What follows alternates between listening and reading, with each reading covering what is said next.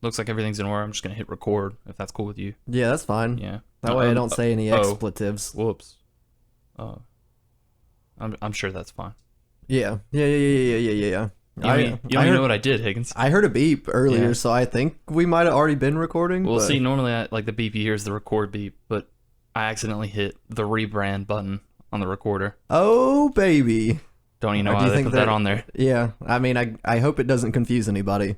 Sure, it'll be fine. But I'm sure they'll appreciate it. Let's give them something a little familiar to listen to. Yeah. Just to ease them in, all right? Start it up.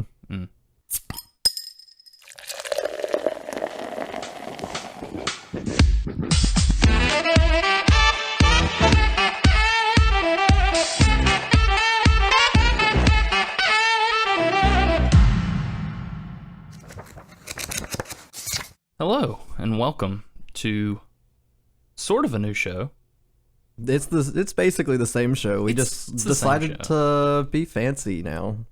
Very fancy. We've been doing this for 3 years, and we said it was time for a change. Exactly, and as you know, Higgins, we were comrades, cocktails, and comics. Going forward, that's no longer going to be the case. You picked the name, so I figured it's only fair you introduce it. Oh, yeah, so our new name now is the Comixology Club. That's right. And little play on words. Comics, we do that. Mixology, I do that. That's right, you do. And we put them together. We're just gonna forget the other one that has that exact name doesn't even exist. That's right. Yeah, and I mean, plus we added the and club at the end of it, so they can't even be really that mad. No, I mean they could be, and honestly, like you're talking about Comixology, the app, right? Yeah, and Jeff Bezos, I think, right? Yeah, he owns it. I don't think people will care because apparently they messed that app up big time. Actually, wow. I've got it on my iPad. I updated it today, and it's not great, but I don't even know why they did it. Hey, man, it's fine by me. Most of my books are in person these days, so. Yeah, and as much as I don't really like the changes, I would gladly take any form of collaboration they would want to do with us later down the road. Oh, yeah. Yeah, like, if you guys want to give us money, you probably have it just, like, hiding in corners. Plenty for us, really. God, it's just like just a room full of sectionals in Jeff Bezos' house, and he's just got quarters out the wazoo. Actually, it's probably like just stray $20 bills. He's like, hey guys, just kind of go in there, pick out what you can find, and that's what you make this month. Just stacks of gold under this couch cushion. Like, yeah, it's fine. I hope that's enough. It is enough. Jeff Bezos. Is enough, Jeff Bezos. Thank you. And thank you, Michael, who is our official sponsor for, we're part of his company. That company's name is 0-0-8 Studios. And I've got some news on them, Higgins. Oh, baby. I think I might maybe know what it is, but not like the full business. I don't have it written down in front of me, so you might know a little bit more. I mean, that makes sense. You never write anything down. Yeah. But you do have stuff in front of you, and I appreciate that. Yeah. So what do you think the big news is, Higgins? I'm imagining it has to do with the book. It does. That Michael has been writing and working on publishing and releasing. Mm-hmm. He does it all, doesn't he? And he can do that for you and anyone else. Oh, yeah. Yeah. Go to his website. It's linked in the description below. That's still the same. But yes, his book, the book that he's written, which will be the first thing released from his new company, The Eternal Crown, Dawning of the Red Sun. God, what a fantasy name. I know. And it's out of the editing stage. Oh, that's good. Mm-hmm, yeah, he texted me yesterday, I think. Illustrator got her stuff together? Finally got that stuff together. And so now he's set it up to go to various online store locations, I'm assuming. That's exciting. Yeah, it's in the processing stage, but I think that's going to go a lot faster than the whole editing thing. Oh, yeah. He also told me that on his website, within probably this week of recording, so we'll release this a week from now, so it should be out on his website then, you can go ahead and purchase it there, either as ebook or, he said, print on demand at certain locations. Oh, that's exciting. Mm-hmm, yeah. I'm going to ask to have it printed on demand. Yeah. So I can fill up that bookshelf I got. Higgins, you want to go ahead and buy that on print on demand, but I've got a little something for you. I tried to give it to you earlier, but your computer just wasn't working with me. He sent us a copy that we can read. Oh, baby. Okay. Is that what it is? That's cool. Yeah, I mean, don't let anyone get that. I won't. It's mine. Yeah. I'm not going to give it to anybody. Exactly. Don't even give it to me once I give it to you. All right. that sounds fair to me. It's the safest way to go about this. And also, and I think you'll find this fair, he did ask us after we're done reading it to burn whatever laptop or tablet we read it on. Oh, that's fine. This one's way overdue. Yeah, I mean, I just got this one, but, you know, rules are rules and he's the boss, so. He does pay the bills. Yeah, and I asked him, would you, reimburse me? He said no, and I said, that's all right. I'm really excited to read the book, though. It's been a while since I heard about it. I've been interested in it, and I hope he knows that, because I don't read books with just words in them typically. Not since October 3 years ago. God, stopped. So I could, have the time for this, the show that we do. Oh, yeah. And the show that we do, even though we've changed the name, we changed the logo, by the way, as well. Oh, yeah, that's pretty cool. You guys will see that. Mm-hmm. It's already in all the big hitters. It's in the zeitgeist. Yeah. Yeah. That was done by my lady, my girlfriend person, Treadway. I don't know if she wants me to say her full name. I'll say it, and then if she wants me to, I can bleep it out. You can at least bleep out the last part of it. Or I could bleep out the first part. Oh, that would be kind of cool. That's nice. I like that. Because then they'll be like, which Treadway? Yeah. Who did that? It was her. But yeah, she designed our new logo. I really like it. It's got our hands in there. You can see it. Yeah. You, Higgins, but also anyone who's listening. Oh, yeah. It's out right now. It's updated.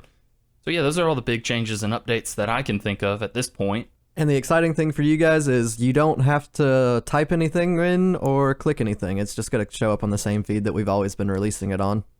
We just look better now. Damn straight, Higgins. Yeah. Well, our podcast stuff looks better now. We look the same. Yeah. Yeah. And that's good depending on who you ask, I think. But yeah, other than that, show will run as normal from here on out. And let's just get into it. What do we do here at the Comixology Club, Higgins? So we read a comic and we drink a drink. And I'm going to try not to make too much of a splash with this one, but the book we're reading this week is Stillwater by Zdarsky and Ramón Pérez. That's right. I wonder if he wants the K in there. Ramón K. Pérez. I think they want the K in there, yeah. I think he earned that. Maybe there's multiple Ramón Pérezes out there. Ramón Pérez. Yeah, that's how you do that. Plural them. Exactly. So yes, both credited as creators for this series. There's not a lot of information I could dig up on it. It started, I think, back in 2020. And so, yeah, we read the first volume, which is called Rage, I think? Rage? Yeah. I mean that sounds right. I'm looking at it, and I don't even see a name. There's my notes. I got them now. I had Michael's notes open, but we're moving on. And so, yeah, Zdarsky wrote it. Ramón K. Pérez, he did art. And the cover? I'm saying he. I assume that's a he. That might be a she or a somewhere in between. But either way, who are we to assume? Exactly, but I am going to assume that Mike Spencer did colors because the Mike book Spicer? told me. Is it Spicer? Yeah, it's Spicer. Oh gosh, I'm not doing that well today. New show. Gotta warm back up. Gotta get all the jitters out again. Exactly. Just all right. So this was published by Image Comics. I really like those Image guys. I like stuff that doesn't make me read a superhero book if I'm reading their stuff. Not that I don't like them. It's just refreshing to have other options. Yeah. I don't think you're going to have that next month, but we can talk about that later. That's fine. So yes, this was published by Image, specifically under their Skybound imprint. I don't think I've read a lot of books under that imprint.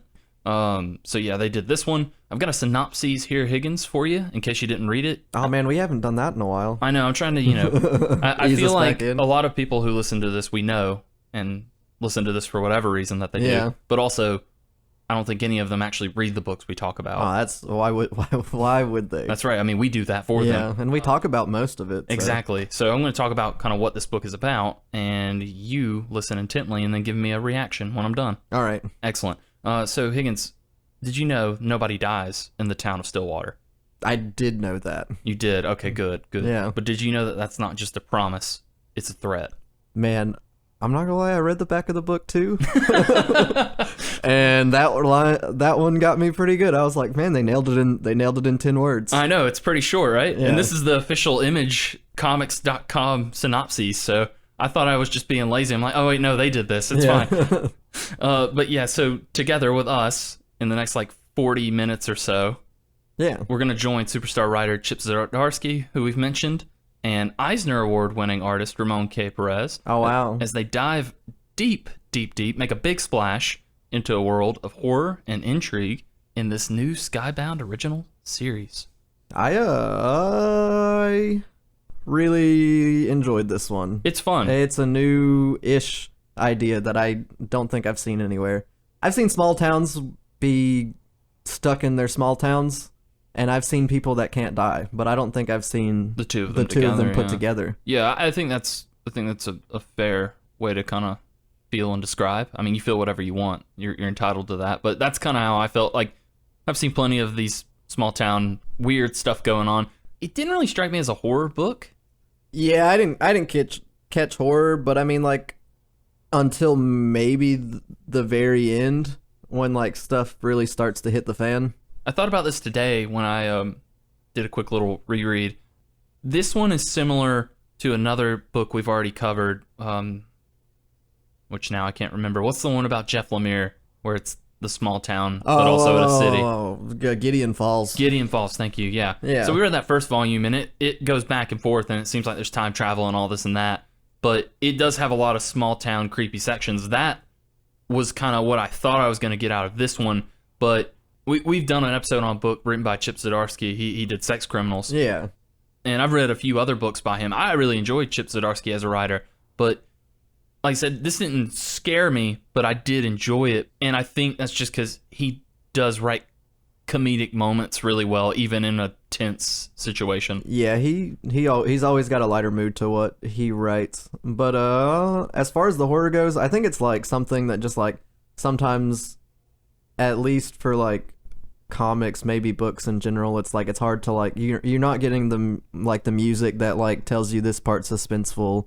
Like you get in like TV and movies where like they can kind of take a scene and then amp you up without actually doing anything really all that scary. Like someone could be in a kitchen and then all of a sudden the hoodoo happens and you're like, well shit, I guess I'm supposed to be scared now, so I'm gonna be scared now. Yeah. And they didn't do that here. I mean, they could have thrown in some words and I would have known, but it's like, hey, be scared right here. I'll text Chip and let him know for the next book he tries out. Yeah, just hit him up. I mean, he's already done, as of this recording, I think there's a second volume out. It's like the next 6 issues. Yeah. So maybe it gets spookier. I don't know. I'm assuming it gets crazier. That is what I really enjoy about this book is, and we already talked about it with the synopses, it's just the premise is short and to the point. There's not like a ton of build-up, but you still kind of have that mystery because our main character is Daniel, whose name is actually Thomas, yeah. Quinn. Exactly. I don't know Daniel's last name, but I think it's Quinn. I think you're right. But he's just kind of this, I mean, he's an asshole, but he's this dude who's, we find him down on his luck. He just got fired. Just got kicked out of a bar, got beat up. Rightfully so, I think. Got really drunk. And yeah, he just doesn't seem to be having a lot going for him. And after all that happens, he gets a mysterious letter in the mail. The next day. The very next day. And you're like, God, that's convenient. Great timing. Yeah. By this weird, like, pompy British-looking man. Oh my gosh. With a handlebar mustache. Now I think I know who that is, actually. Oh, okay. Now that I've like gone back and looked at the first issue after I read the other stuff, there was that Charles guy that his mom and dude were talking about, saying that he could do lawyer stuff, and then they were like, but he went missing a while ago. I don't know what happened to him. I'm assuming this is that Charles guy. It could be. Because he's older here, but that's because he's not been in the town for whatever amount of time. Yeah, so I like kind of give that background. Like we said, this guy, Daniel, he gets this letter after being fired, and it's from supposedly his great grand aunt or something, and she's like, hey, like, I've got money for you. Yeah. So obviously he takes it. He's like, man, I literally just stopped making money yesterday, so thank God. I need this. So they head up to the old town of Stillwater, and there's a bit of spooky stuff going on in between the drive already. Like, no one's ever heard of this town. Then they go into a gas station, and the girl's like an hour away from that town, but she's never heard of it. Never heard of it. There's no road signs or anything like that, and like for whatever reason, the GPS starts leading him to it, and I think that's part of the like mystery to it too. In the newer day and age, it's harder and harder to keep this town a secret from the outside world, which is at least one of the guy's main drives in this book. Yeah, and how the town works is, for whatever reason, back in, I think I think the first year is 86. Yeah, but 1986. basically, the people that are in the borders of the town, if they get hurt, they heal, and they can't die, and they don't age from the moment that it started.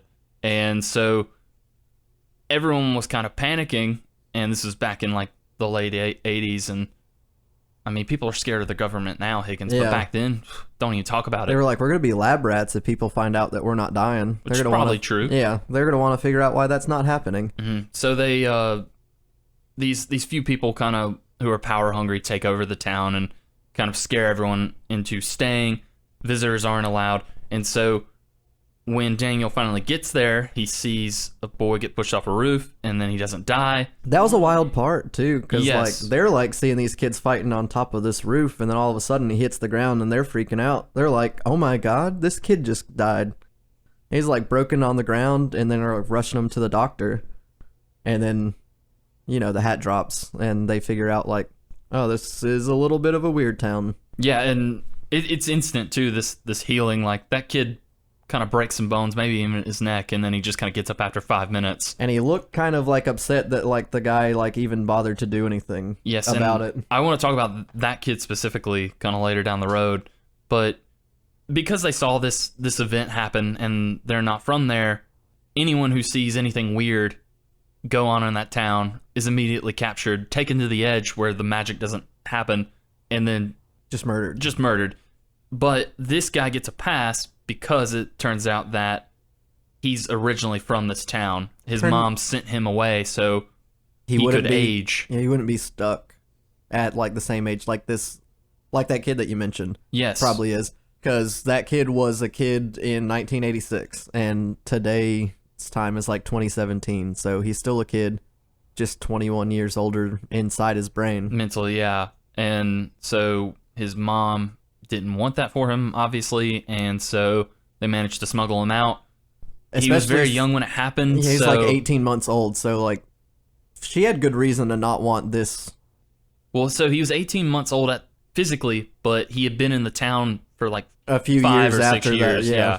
So they get him out. Just creepy talking baby. He's a weird, chubby little baby. And at first I kind of had an issue with that because I'm like, well, why doesn't he remember anything? But he was still 5 years old, so I'm sure he repressed it. I don't remember anything from 5 years old unless someone told me about it afterwards. So if no one told him anything about it, he's probably just like, huh, I guess nothing happened back then. Mm-hmm. And the townspeople are the scariest part of this story, which is in line with kind of any weird thriller that takes place in a small town. Like, the small town folk are always up to no good. And just creeping around, doing things. At least half of them are. It seems like everybody is either on the side of, I'm going to keep my head down because I know I can't win.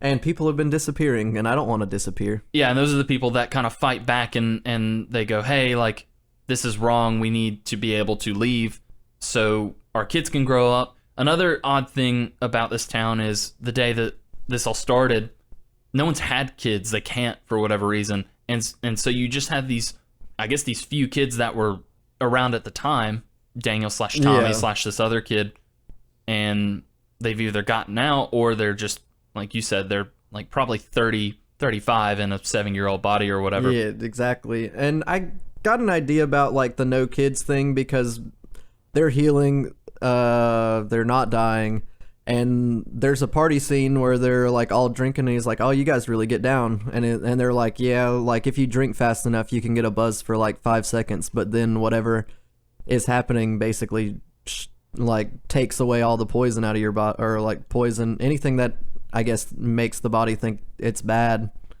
Kills it off. Yeah, it kills it off. So I'm wondering if just like the foreign bodies that are released when you do the sex are probably like same things probably happening to them, causing them not to make more babies. Yeah.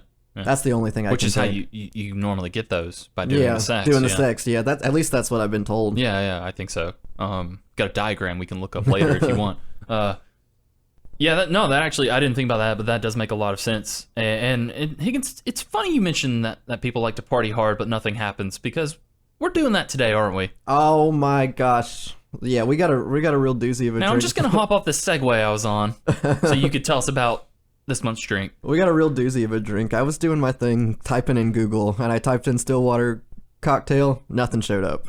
Terrible. It just gave me a bunch of bars and wineries and stuff. And I was like, well, now I'm going to have to get creative. And so I just typed in something like water-based cocktails. And I was just thinking I was going to mix like water with vodka, maybe a little bit of lime, you know. That's like a nice casual drink. Mm-hmm. And then I found this one called the H2O Highball or Highball H2O. I can't remember the order. And so it's a really dumb drink, guys. It's really refreshing. You texted me the link this morning, and you were giddy with excitement. I was like, please just read it. And so basically, I wasn't going to do this, but then with that part of them not getting drunk, I was like, this actually works out perfect. So this drink is basically water. You put 6 ounces of pure spring water, 2 parts hydrogen, 1 part oxygen. I got a kick out of that one. Yeah. Chemistry guy myself over here. You lost a little bit of oxygen laughing so hard at that joke. A little bit of CO2 came out. Oof. And then you top it off with a little bit of sparkling water, and then a little bit of distilled water on the top, and then you can stir it, and then we garnished it with a watermelon. Yeah, we put a garnish on there. Yeah, you went all out with the garnish this time. I really like it. You take a picture of your drink. Yeah, you can use it as the promo. Yeah, I took a picture of me holding it, so that'll be good. Very good. Then can you take like a little Instagram video of you just chomping into that watermelon? Oh, I could. I'll grab a slice after we finish recording. Very good. Very good. So yeah, and honestly, you know, I'm trying to do a little bit healthier in life. I took a cold shower today and yesterday. Higgins, you ever taken a cold shower? Not on purpose, unless I was just like especially hot, and even then it's like just like lukewarm to cool. I never go full cold, you know? Yeah, well, honestly, Higgins, you're not missing out on much. I mean, the health benefits are apparently there. Kicks up your dopamine by 52% or whatever, I've been told. But why do people do this normally without, like, just, it's so cold. Can I cut in and say something really dumb? You can cut whatever you want to cut. I'd be a dopamine if I didn't try it at least once, right? Higgins, you're on the water too early today. A knee slapper if I've ever heard one. But you know, it's not we like the alcohol, obviously. That's one of the main reasons we do this show. Oh yeah. And we like to tell people about the fun alcohol that we do.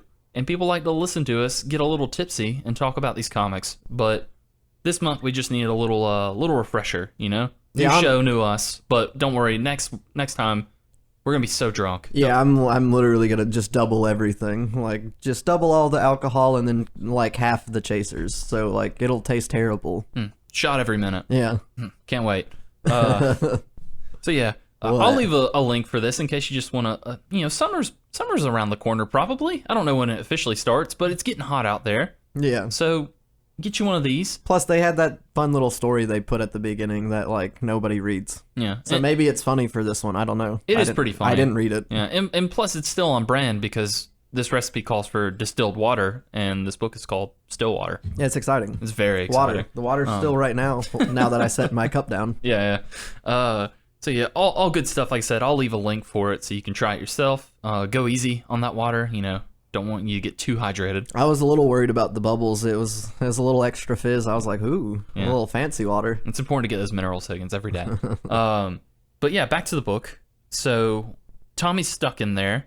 His friend's not. He took a friend with him, but he got murdered. Yeah, his friend got murdered. Who, I have a note here, because his friend was the founder of like some big app. And that's the note I have, because it just says, what do you do on Spellgram, which is the name of his app that he's the CEO. Now, obviously, it's you know, fun little gag, because it's probably like Instagram or like a blogging site or something like that. Oh, you think it's blogging? See, I just because assumed... he said spell. Or Wordle's not around back then. Oh, no, Wordle wasn't hot like it is right now, yeah. I just assumed it was like set up like Instagram where you're scrolling and you see a post and it's just like, spell this word. Oh. But then they've spelled it in the post, obviously. Oh, yeah. So do people comment and spell it anyway? But then how's that a challenge? I don't know. Hopefully in the next volume or the volume after that, I get a little clarification on that. Because I just don't see how this guy could have become like Instagram money rich on a Spellgram. Like, I just don't see it. So yeah, maybe they'll tell us what the app is, but like that's a big part of what the next volume's gonna be about, because like obviously a big CEO founder man of like a big app that everybody uses goes missing. Got shot in the head. And people are, well, yeah, he's dead, but everyone else assumes he's missing because he just disappeared and nobody knows where, who, or what he's doing. But yeah, his friend's dead and they burned him. He didn't really seem to care that much. Like he cared a little bit, but the thing that's interesting about this main character, Tommy/Daniel/Thomas/Quinn, he's not a great guy. I don't think he's an awful guy. He's just kind of a douche. He just he gets angry. He gets angry very easily, and I'm wondering if there's like some like background story where like because he's got all these repressed like memories from when he was like a 5-year-old and 18-month-old body, that he just like kind of got messed up in the head a little bit or something. And because I mean, like earlier issues he's like hot-headed, but like he kind of turns around a little bit towards the end of this volume. Yeah, hanging out with his mom/Laura. Yeah, he's probably the same age now. Yeah, maybe like a couple of years older. They don't look very different from each other. No, I'm a little. I think I was talking to my sister about it yesterday because I told her we were going to do this, and she was asking about the aging thing, like kind of how does it work.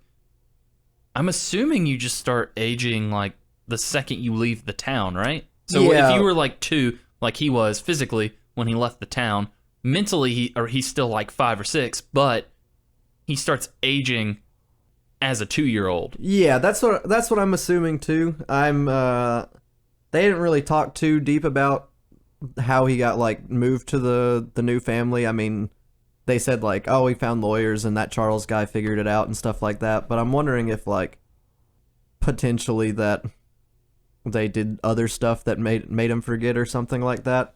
That way he wouldn't want to or know how to get back too soon, which is possible. But at the end of the day, also like a 5-year-old's gonna forget stuff. So maybe he just forgot stuff. And like he wasn't like talking up a storm or anything. He was still doing like the mommy and stuff like that. Hey mommy, look at me. Hey mommy, look at me. Don't look at me when you say that, Higgins, if that's okay. Hey mommy. Look at me. All right, I will.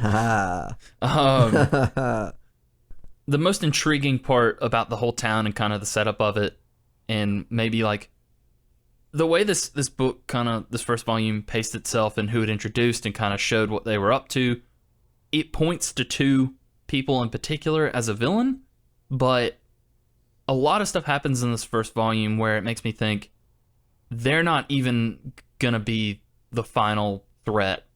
Oh yeah, the end of the very end of this volume like flips everything on its head a little bit. Because you have you're talking about the judge man. His name's the judge. I don't know what his name is. Simon Taylor, I think. Okay. You have. He's kind of like the governor from Walking that's exactly Dead, what I was thinking. Which is it's like which is kind of fits his character. MO, Character about perfect. He's like, I'm in charge. Everybody seems to like him until you look a little deeper and you're like, man, this guy's actually kind of like scary. And he thinks God gave him a gift and stuff like that. Which I don't think he honestly believes, but or maybe he does, but it's more important to him that he just has power, because obviously you have power in the courtroom, and then when this weird phenomenon started happening, the mayor was kind of just didn't know what to do, and they were looking for someone to kind of give them an answer, tell them how are they going to stay safe, what's the best way to go, and he saw that opportunity and he jumped on it. And then he also got his muscle, another dude who, his name's Ted, and he seemed like he was probably just the local town drunk, kind of a screw up. He went to war and then he came back, and now he's worked his way up into the judge's like right-hand man, but also he's officially part of the police department. Yeah, he's one of the deputies or something like that. He's also was the first person that met Thomas and his buddy before they got into town. He kind of handles border patrol. Yeah, it was kind of like, hey, are you sure you guys want to like come in here and do this? Like curfew's at 8. Like, sounds kind of lame. I don't know if they should have just turned around. So you have those 2 guys, and they cause a big ruckus in this first volume. But like I said, there's these other characters that I noticed are also up to no good, and I kind of think going forward, like we'll get more stuff with Ted and the judge, because obviously they're a threat, But I think the bigger problems are going to come in with these other guys. The one character in particular that didn't take center stage a lot, but everything he did was just kind of like it gave me a red flag, I guess. Was that child? There's a connection between him and his name's Galen. Galen, yeah. There's a connection between him and Daniel that go way back, because the first time we see Daniel as a baby in a flashback, it's like the day that the weird magic happened. Yeah. That kid is in the house, and I think he's supposed to be like babysitting him, but you can tell he's already kind of a brat, like he wants to get into some trouble. Yeah. And now you have, I'm assuming there's going to be this resentment because this kid is probably like 35, 37 age-ish, maybe older, maybe younger, I don't know. But he's been trapped in the same body of a 7-year-old for years, and then all of a sudden, this snot-nosed little brat that he maybe had to look after but didn't want to comes back as a fully grown man. Yeah, I didn't even think about that part. So I think there's going to be something with those two, and I hope there is, because that connection there and this idea of they do age mentally, but at the same time, they don't get to grow up either, because he is still, to this day, treated like a child, even though it's, I think it's 1986 and jumped to 2017. 21 years older than he was, whatever. So, like, probably he's close to 30, probably. Exactly. And he's technically older than Daniel, who is not only getting more attention now, because that seems to be that kid's MO, is he wants to cause trouble because he probably hates his life because he's still a small child, but also he just wants attention. And so you have that element of a child still in him. They do grow, they do learn, but they're also not going to, like, he asked the TED guy, like, why do you drink coffee? Because he was 7, he never drank coffee, he doesn't have an urge to drink coffee. Like, just those little things make him angry, it seems. Yeah, and with specifically that coffee line, he's like, I never had to, and it doesn't do anything for me since this has happened, so I never got hooked on it, basically. And the other guy's like, well, I've always drank coffee, so it's more of just like a ritual, a habit that you get used to. Same as, like, I drink coffee on, like, a Sunday. It's like, I don't got anything to do on a Sunday, but it's like a nice warm drink in the morning. Just start your day off. Just makes you feel like you've begun, I guess. Exactly. But I guess that's what he does. Yeah, but this kid doesn't know that. There's also there's some weird going-ons with other characters. You have the administrator, who's this weird kind of dainty old lady who seems innocent. Was that Lilo gal? Yeah, so she seems kind of like your grouchy librarian, but she's maybe one of the most terrifying people because of the weird threats that she gives. Because he wants to go by Daniel, that's the name he's been going by, but she's like, no, fill out the proper paperwork if you want to be called Thomas. So she's getting onto him, but also there's this instance where they don't have birthday celebrations anymore because they don't age. But what they do to stay under the radar is they kill you off when they think you're kind of a natural like a natural age to die or whatever. And so you have death day like parties, and she's at that, and she's the one who signs that or fills out that form for the doctor to sign officially. And she says something like, I'd never filled out your death certificate because I had hope that you were always out there and going to come back. But mark my words, if you cause any problems in my system that I've set up, I will sign that death certificate. So I'll take you out. Don't you worry. And so she looks like an old woman, probably like 60s to 70s, and it's like 30 years since all this started. So she's pushing probably. She's seen a lot of stuff. Yeah. And I think that's kind of where the scary part's supposed to come in with this book, is because a lot of it takes place during the day, and there isn't necessarily a danger because, if I get shot, as long as I'm in the town, I'm going to heal. I'm fine. But it's these people who have lost it because there are no risks anymore, except, people finding out about them, and they'll do anything to stop that from happening. Yeah. And so there's no telling what either of them would do. For whatever, it could be the smallest reason, it could be a huge reason. They will do anything that they see fit to keep the life that they want. Yeah.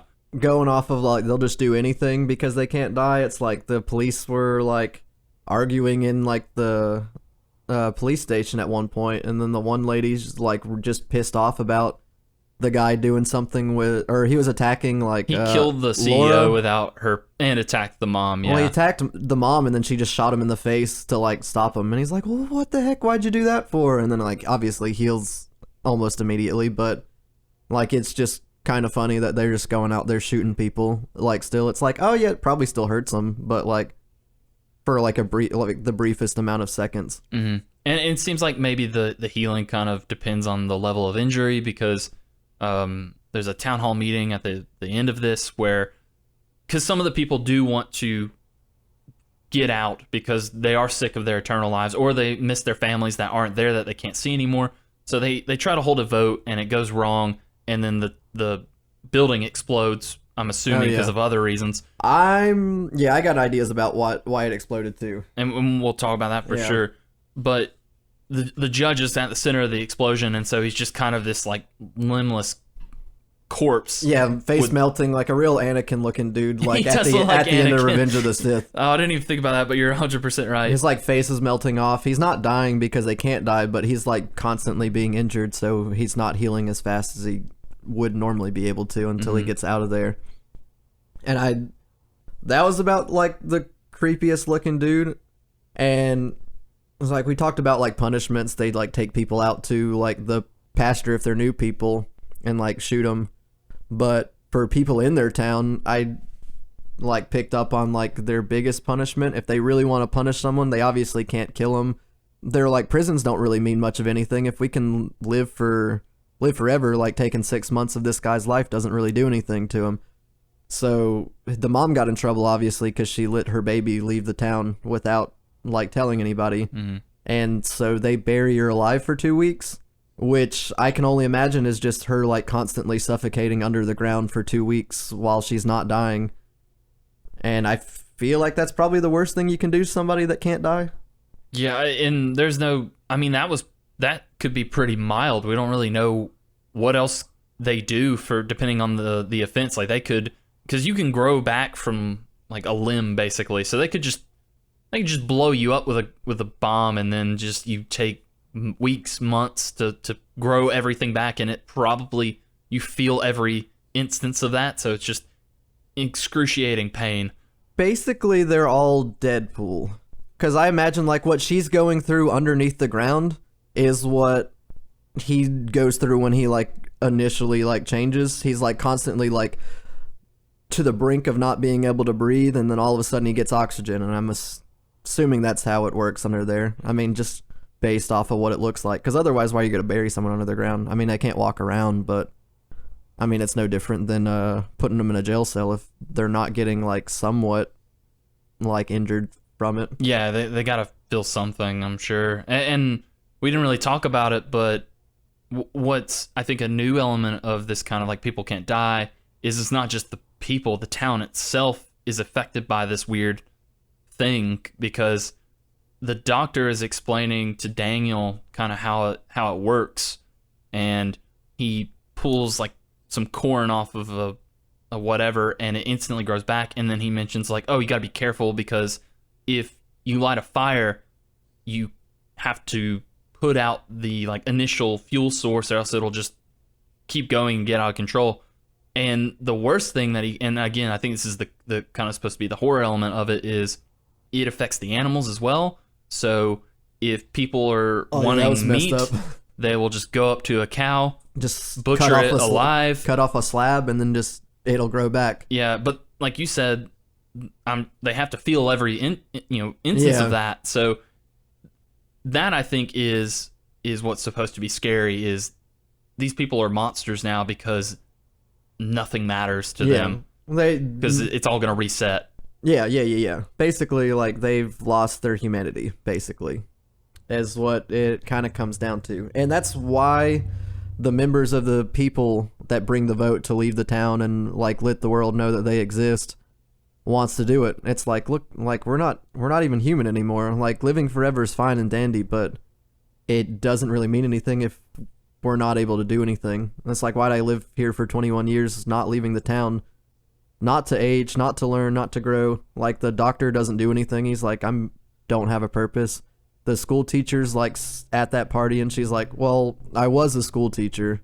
I don't really need to do that anymore. Everybody's learned everything. Well, like, there's no new kids popping yeah, that's up, all so, all the kids and all that stuff. So, like, everybody's lost their purpose except for the judge and the police officers, basically. Yeah, because they have all the power and say. And they're cutting out, they're taking out all the loose ends. Like, anything goes wrong, they're like, well, this one guy really wants to see his brother in town, and he won't shut up about it. I gotta go kill a guy.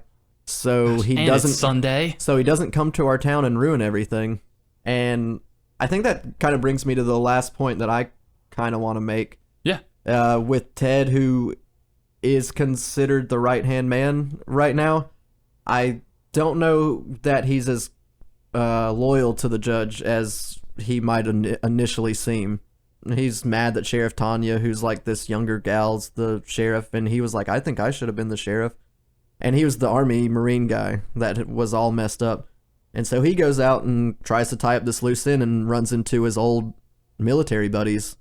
Worst comes to worst, and turns out he basically brings these Marine buddies in to form a coup. I'm curious to see where that goes, because I think you're right. I think he is loyal, but I also think that his loyalty changes depending on who's around, because the relationship between him and the judge seems to be that they're not friends, but they're both using each other as a means to an end, where the judge needs someone to enforce who is going to kill and do whatever he wants. Yeah. And he needs an attack dog, essentially. And Ted, he wanted power and attention to be noticed. And so this was the perfect opportunity for him to come up in this town and feel like he's somebody.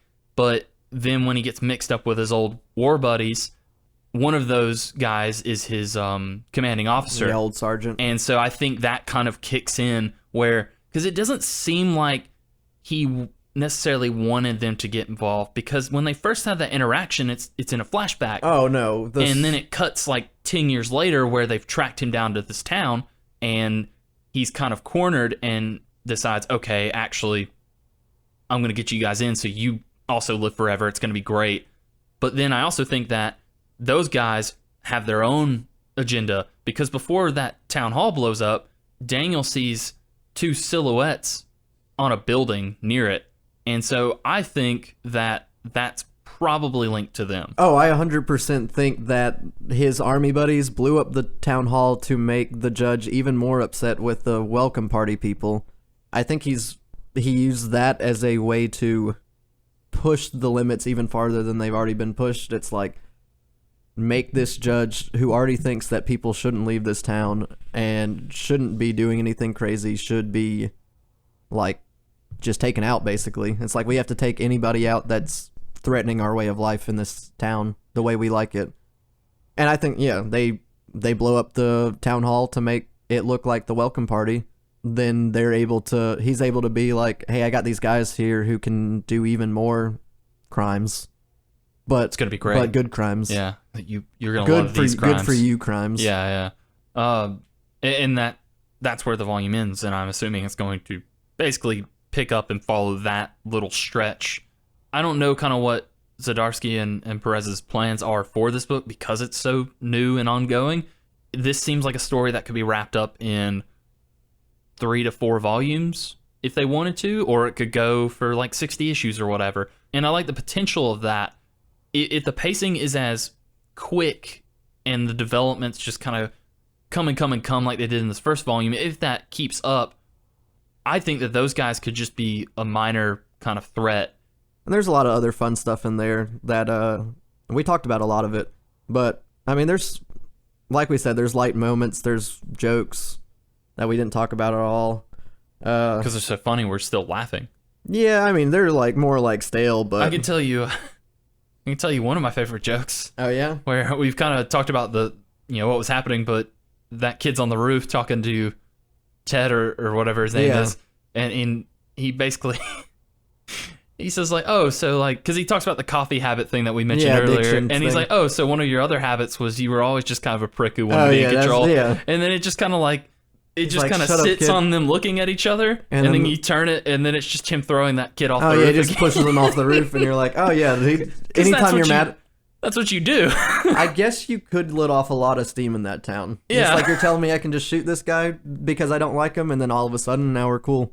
Yeah, I mean, you see, when the town hall meeting kind of goes awry because a majority of the people want to expand outside its borders. Yeah. The judge is like, "How dare you? I'm doing this to protect you. Cops, just shoot everyone so we can wrap this up." So, I mean, they'll do anything. That was the wild part of that, because I guess like you shoot them and they're still injured, so like you're able to like take advantage of their like briefly injured body while they're shot. But that's the only thing I can think of why you would bring guns into it in the first place. At least inside the town. Yeah, just doesn't seem safe.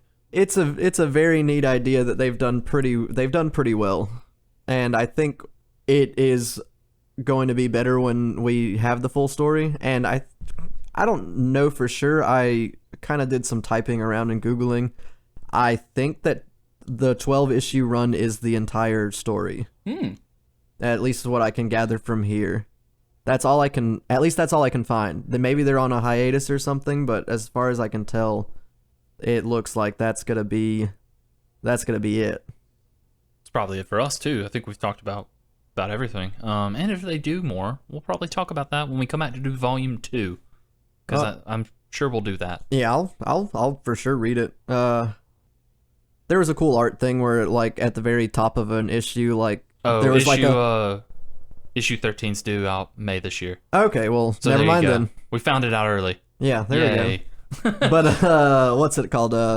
There's like a little top piece where like you get a little picture of like the town's post office and stuff, and the art kind of looked like photorealistic in certain sections. Oh of yeah, it. we didn't even really talk about the art on this one. The art looks a lot like Sex Criminals a little bit, and like a lot of the kind of like bright colors where they fit in and that sort of thing, and like the Gideon Falls thing where like when a bad thing happens, the panel turns like a little shade of red and stuff like that. I think that's another reason why this one didn't spook me as much either, is because it is more likened to a Sex Criminals than, say, a Gideon Falls. Like with Gideon Falls, it was kind of gross and sad to look at when regular stuff was happening, and then when something weird happens with that weird, house or whatever it was, the barn, everything gets all trippy. And so, yeah, if we are kind of gonna stick with this is a horror book, I would like to see elements of that worked in more with the art, because I think that will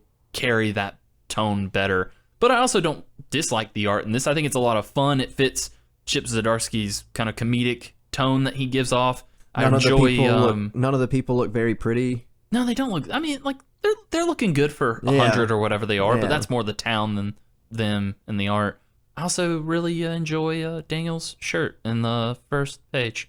He's got a little shirt with Charlie Brown dressed up as Batman on it. Oh, that's pretty good. It's pretty good.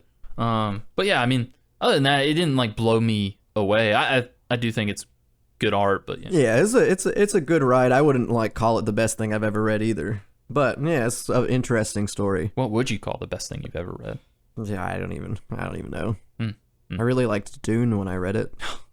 That was pretty fun. Everyone loves a good Dune. Yeah. And I like this book well enough. I like it so much, Higgins, that if you're done talking about it, I think we can give it a little rating. Yeah. I'm good with that. Okay, we'll do that. I'm gonna say as a 28-year-old man in a 7-year-old's body, which basically just means 7 out of 10. That's good, and you're 28, so you still got some of your youth left. Yeah, exactly. That's very nice. I like that. That's right about my age too, so it works out. I'm gonna keep them guessing. Yeah. Just in case they don't know. Yeah. And you're a 7-year-old in a 28-year-old body. Yeah. Yeah. Because you're so full of whimsy and glee. Yeah. That's why I do funny things and make noises and That's stuff. right. You did that funny Google with the drink that we're drinking. Yeah. How's that watermelon, by the way? It was pretty delightful. Excellent. I'm still sipping on mine. I don't want to take it easy. I grabbed a couple of the different packages. Like I picked the ones that were like especially red, so like maybe the juices went down a little bit. Get me even more tipsy. Yeah. Very good. Well, just to wrap up this review of this book, give it my own personal rating. It's a tough one for me. Like I said, I didn't love it, but I had a lot of fun with it. So I'm gonna use a few people as target practice, I think. But it's fine because they're gonna heal and then we'll probably go out and get something at the local diner. Yeah, that sounds good. Thanks. You're one of the people I'm going to shoot, by the way. Oh, baby. That could be fun. Yeah, I mean, like I said, take you out to dinner later. Yeah. Get you a side of eggs. That's only fair. Yeah. So yeah, all good. All good stuff. Well, they probably don't have eggs in this town. It looked like an old 80s diner. I'm sure they've got at least one egg. That just keeps coming back? They just like stick their hand inside the chicken's butt and just pull it out. But it's fine because it'll heal. Keeps popping up. Yeah. All right, Higgins, good rating. But now it's time for one more segment. Yeah, yeah, we'll do that. Well, Higgins, we can't do it without any theme music. Dun-dun-dun-dun, dun-dun-dun-dun, dun-dun-dun-dun. Readings for Squares. So much better, thank you. Yes, it's Reading for Squares, that segment where we talk about something that doesn't have words in it. Yeah. Mm-hmm. Do you have anything? I could probably talk about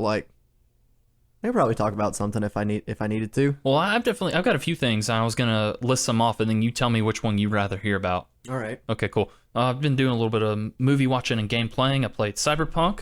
I've watched The King's Man. Oh, I watched that too. Yeah? You want to talk about that? I mean, it'd be cool to talk about something I hated. You didn't like it? I didn't really like it all that much. Really? Okay. Tell me. We won't really spoil it because it's on HBO and Hulu, I think, so you can check it out if you want. If you've got those things, but I did fall asleep, so I didn't get the final cut. But I watched like a good hour and a half of it. I think it's like a 2.5 hour movie. Yeah. I watched a good 2. I will say so. This is part of the Kingsman. The Kingsman universe? Kingsman, thank you. It's called the Kingsman, but it's part of the Kingsman universe. It's a prequel. It's a prequel, so it's got those prequel tropes. I like this one better than the second movie. Oh, really? I hate the second movie. I really like the second movie. That's right, you do. Well, I like the first one the best, obviously. Yeah, and I think that's true even with this. I think that this one works for a prequel. I think that I really enjoyed the cast in it. And I also think that because it's a prequel set in like World War I, it's a little more boring. I had less fun with it. Yeah. And I can understand why. And honestly, one of the biggest draws of like the Kingsman stuff to me was all of like the action. Yeah, the ridiculously like fun action scenes that you get. And they do that in here, but it doesn't feel like the same people made those shots. 'Cause like in the first Kingsman movie, he does that whole entire fight scene where he's just beating up on these guys in a bar with like an umbrella and a couple of like glasses. And you have the church scene, of course, as well from the first movie. That's pretty big. And in that first hour and a half I watched, there was maybe one fight that added a little bit of slow motion-y stuff to it, but none of them felt played out. Yeah. I think that like what everyone kind of loved about the first one, they did more but not as good on the second movie. I think there's some good action scenes in that movie, but with this one they kind of went the opposite way where, and I like I said, I understand it because it's a prequel and it's set, at the beginning of this organization, because that's what it's about, is how it was formed. So they're not going to have all the cool gadgets, and the main character is played by, I can never say his name right. I think it's Ray Fiennes. Rafe? Like Ralph. Rafe Fiennes, yeah, who, he's Voldemort in the Harry Potter movies. Voldemort. I think he's really good in this, and I enjoy the story that they tell with his character and kind of the journey that he goes on. I think that character stuff, along with his kind of like his servants, because he's a Duke of Oxford or whatever, I think that's all the strongest part of it. I agree with you that the action's not nearly as good. There's that scene, not really spoiling anything, but basically he's so proud because they've got this brand new device, and he's like, it's called a parachute. It lets you jump out of airplanes. So I think they have a bit of fun with the fact that it is a prequel, and they're not going to be able to do like crazy umbrella shield fights. It's missing that Kingsman element though because of that. Yeah, and it's kind of fun to see like where this all came from and why they're doing their like a gentleman spy thing where they're above the government basically. Mm-hmm. They take care of all these things outside of it, and it makes sense in the World War II thing because they're getting in there, and there's this whole. Actually, I think it's World War One, like World right before War World War yeah. One. Because what's his face? Ferdinand. A big part of like the beginning ish is like talking about the Ferdinand the assassination, yeah, and they're part or not part in it kind of thing. Which that's not a spoiler. That's history. If you don't know that, then you didn't do good enough in school. Sorry, guys. You're learning right here, right now. Yeah. I think the writing is strong in this one. It's kind of like, again, that setup, and it all makes sense. And it's like, yeah, well, of course they would come up with this kind of organization, given the situation that they were put in during this war and kind of like the shady dealings that were going on behind the scenes. Like, they knew that people weren't playing fair, and so they needed to have a group to counter that. I think that premise is good. This franchise hasn't hit those highs of the very first movie, and it's kind of a bummer because for a second there, I thought we were going to get like a whole new James Bond. And Oh, yeah. I think they still want to try that, but this also might just be the last one. Really like Taron Egerton, and he does a really good job in the first two. Yeah. The main dude. Oh, yeah. The problems I have with that second movie aren't all related to the cast. Oh, okay, yeah. It's just kind of It's a the little story over the that I top. don't really care for. But this first one, like, it's not a bad movie. I'm probably gonna finish it, but I think you should. versus like the first one, like, I'm honestly, if someone's like, "Hey, do you want to watch The Kingsman right now?" I'm gonna probably say yes every time because I enjoy watching that one every time it like comes on, kind of. And you hate to say no. Yeah, and plus it's got one of those things in it where like you see like a guy do a couple of tasks to become a thing, and I love it when stuff like that happens in a movie. Yeah, you love checking off that list. You're like, Yeah. got that umbrella, Yep. got that suit, got those glasses. And I just didn't get that with this one. Yeah. So maybe it just wasn't in the mood for what movie I got. You said where are you at in it, you think? Like an hour and a half? Yeah. That's kind of the lull period for like the next like 30, 40 minutes, I thought. I'm sure a big action scene happens at the end. The pacing of this is kind of all over the shop, and I think that there's like a chunk in the middle that you don't necessarily need. It definitely picks back up kind of in the later half, which isn't like a justification for you should finish it. You should at least go to the post credits though, because there's a thing that happens in the mid credits that's just kind of funny to like. Yeah. I don't know. it's funny. So yeah, just text me if you ever watch that mid credit scene. All right. Yeah, I can do that for sure. And yeah, I was like, it's one of those movies that I'm glad I didn't see in theaters, but I'm not mad that I watched. Yeah, I mean, no one saw it in theaters Yeah. because like I said, I'm pretty sure this might be the last one because it made no money. So. Someone I know did see it in theaters, and I was like, oh, how was it? And they were like, don't see it in theaters. I don't think you need to. I think that if you like this universe, it's definitely worth trying out, but it's not a theater experience. And like the surprise is gone as well. Like with the first Kingsman, I think a lot of that, the reason it sits so fondly in my memory is because I had no idea what that was going to be. And it turned out to be this crazy like James Bond 211 movie. And they just haven't been able to do that because now we know what Kingsman is. Yeah, that was basically it for me too. It's like the first one just changed what that movie can be, and then we've gotten to two versions of that since then, and it's like maybe it's lost its luster a bit. Yeah, it's one of those things that maybe it was just Lost its shine. it was real hot out of the gate, but now it's just kind of limping to the finish line. And that's fine. Yeah, it's fine. But yeah. Where are we sitting? Do you want to talk about anything else? Or? I think that I can talk about Cyberpunk another time. I'm pretty early on. Yeah. They fixed it, and it is fixed. I have a few little like texture pop-up issues here and there, but I'll talk about it probably next month. Okay. I've gotten farther in it, so I actually have something to say. But yeah, I think we're good to wrap it up if you are. Yeah. I mean, I could talk about something, but I think we've talked long enough for this episode. I'll save it for the future. Or just in general, I mean. Just go watch Free Guy with Ryan Reynolds. That one was I've fun. seen Free Guy. It's pretty fun. It was really fun, guys. Yeah. Go watch that. I'm not going to tell you about it because I don't want to, like, there's not really any spoilers, but it's a heck of a movie. There doesn't really need any talking about it. No, but That was what I watched recently, so, it's good.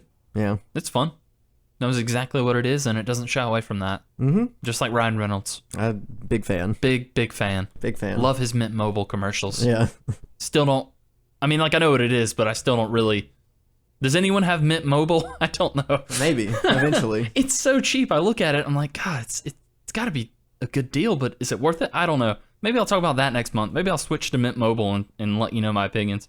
But for right now, I'm going to let Higgins. Oh, wait, no, we can't clean up shop just yet. We have to tell people what we're doing next month. Yeah, dude, what are we reading next month? Yes, so I. Because I would love to know too. So I can be a part of it. I want you to be a part of it. That might come as a surprise to you. Oh boy. But yeah, so you mentioned earlier how you're like, oh, it's just nice to read something that's not a superhero comic. Oh yeah, and I mean, I'm not against them. It's just it is nice to have other options. Yeah, well, you're not gonna get any of that next month because I decided let's stay on brand, let's stay on hot topics, and at the end of March, I believe, is when Moon Knight starts airing on Disney Plus. Oh, are we gonna read Moon Knight? We're gonna read some Moon Knight. I'm 100% down to read Moon Knight. I have no idea what that guy is. I know. I just assume that he's a knight that comes out when the moon's full. I don't even think the moon has to be full. That's what makes him so The dangerous. moon just has to be out? Maybe not even then. Maybe you can just go out in the daytime. God, see, like, we're gonna dive into some mysteries here, folks. We are, and there's a few different Moon Knight runs that have kind of hit that must-read status. I think we're gonna go with the Moon Knight from the Dead, Volume 1, or Moon Knight Volume 1 from the Dead. It's written by Warren Ellis, and the reason I picked this one is because in the Moon Knight show with Oscar Isaac, they've showed a promo image of one of his other personas, Mr. Knight, where it's just Moon Knight, but he wears a swanky suit. And this has that in it, as far as I'm aware. Huh. So I figured, yeah, do that one. It's apparently really good. I never read anything by Warren Ellis, but I've heard good things about his writing. Not great things about him as a person necessarily, but yeah, I'll still read his books. Who is nowadays, though? Yeah, I know. I mean, I've been canceled at least twice. Thank goodness. Yeah. Still in Twitter jail. So yeah, we're gonna check that out. Like I said, Moon Knight from the Dead is what it's called. Hey, there it is, right at the top of my Google browser. There you go. So yeah, give that a read, Higgins, and then we'll talk about it next month. Yeah, cool. That sounds very exciting. Very, very exciting. You know what else sounds exciting? What's that? You picking up that broom next to your table and just clean up the shop a little bit. Yeah, that's the sound that brooms make. Yes. Yep. Yeah, okay, so you can find me on the Twitters and the Instagrams at Mike Higgins93 at Twitter and JSturm93 on Instagram. You can find Snoop at those two things at Snoop_Lynch. He's very rarely on there. Never on there, some would say. New and exciting news. Obviously, we can't use our old email because it doesn't match our new title. So we have a new email, and you sent it to me, and I can't remember exactly what it is. I'll tell you as soon as I look it up because I also forgot, but I'll just look at my messages. Just give me a second. Pad for time. Jokes. That's a good one. More jokes. Higgins, it was just the perfect joke because I've now found the message I sent you. And Comixology Club at gmail.com. You found it too. Wow. Excellent joke, Higgins. But yeah, this is about as good as your water joke that you did. What's it? You can find us at that Comixology Club at gmail.com. Mm-hmm. And you know what? We didn't get many emails in our first email, but I'm feeling pretty good about this one. Yeah. I feel like people are really going to start sending some stuff. I think it's going to be a new era for our podcast. For our podcast. Yeah. If anything, we'll have to like politely decline all the emails because we can't get through them all. Yeah. Exactly. Mm-hmm. But we'll get to as many as we can, so go ahead and send them. If you don't want to send a letter, though, I understand. I'm not big on that either. But if you have the time, if you wouldn't mind, go ahead and leave us a review if you like the show, or if you just want to tell us how bad we are at it. Or at least like a rating. Yeah, star. 5. More than 1 star. You can do it on Spotify now. You can't review, but you can hit 5 stars. Love doing that. Exciting. I did it already.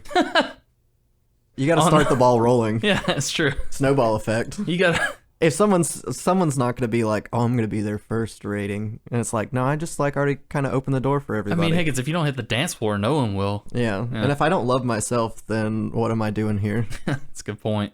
So yeah, if you want, do that. We've got a pretty stellar record right now. All 5-star ratings, as far as I'm aware. Oh yeah, that's exciting. It's exciting. Luckily, only our friends listen to it, so they won't say anything mean. I mean, they could if they wanted to. We're very open here. Yeah. Yeah, we're open to criticism. So yeah. Well, thanks to anyone who listened to what is now called the Comixology Club with me, Snoop Lynch, and my co-host, Higgins Stern. Hey, that's me. He's right there. We are going to let you guys go. I normally would say cheers, guys, because that's the thing I used to say. Can you not say cheers, guys? Well, we're in a bit of a rebrand, Oh, so yeah, I'm gonna rebrand. maybe try some new things out, kind of like you. I've got one sign off that came to mind this month, and I'm just gonna say, bold new look, same great taste. Oh, that's pretty good. Thank you.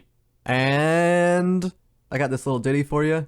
Nobody in the club getting tipsy because we drank water today. So much water. In fact, I've got to go to the bathroom right now. Let's get gone.